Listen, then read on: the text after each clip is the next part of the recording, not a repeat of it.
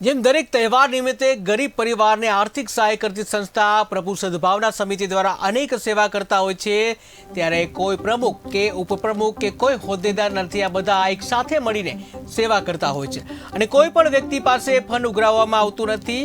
આ સંસ્થાના વ્યક્તિઓના સહકારથી જે આ ગરીબ પરિવારોને વિના મૂલ્યે વિતરણ કરવામાં આવતું હોય છે, ત્યારે આજે પુણ્ય માટેનો શ્રેષ્ઠ તહેવાર એટલે કે મકર સંક્રાંતિના તહેવાર નિમિત્તે આજે ગરીબ પરિવારોને વિના મૂલ્યે ભોજન, બૂટ, ચપ્પલ તેમજ ઠંડીથી ઠૂઠવાતા ગરીબ પરિવારોને સ્વેટર વિતરણ કરવામાં આવ્યું હતું, જેમાં આ મકર સંક્રાંતિના તહેવાર નિમિત્તે આજે 500 પરિવારને આ ભોજન, બૂટ, ચપ્પલ તેમજ સ્વેટરનું વિના મૂલ્યે વિતરણ કરવામાં આવ્યું।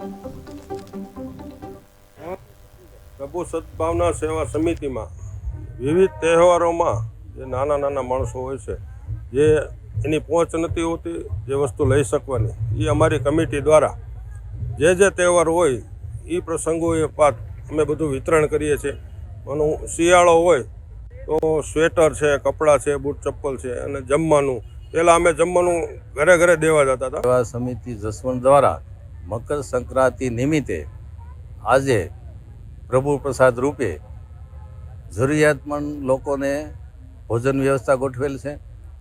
પછી બૂટ, ચપ્પલ, નાના બાળકો માટે બૂટ, એવું પર્સમાં બિસ્કિટ, એવું બધું સદભાવના સેવા સમિતિ દ્વારા અને તેના તમામ સદસ્યો, જેમાં બધા સદસ્યો જ છે, આમાં કોઈ પ્રમુખ કે ઉપપ્રમુખ કે એવું કાંઈ છે નહીં, બધા પ્રમુખ, બધા સદસ્યો તે રીતે હાલે છે।